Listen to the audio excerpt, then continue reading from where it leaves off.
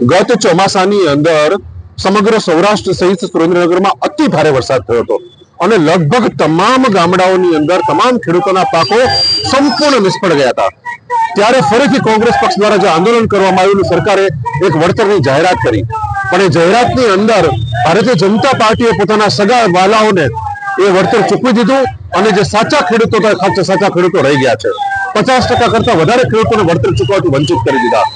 હજારોની સંખ્યામાં એની સામે સુરેન્દ્રનગરની અંદર આંદોલનો થયા અને ત્યારે આજે સરકારને ફરીથી એક વળતરના પેકેજની જાહેરાત કરવાની ફરજ પડી છે।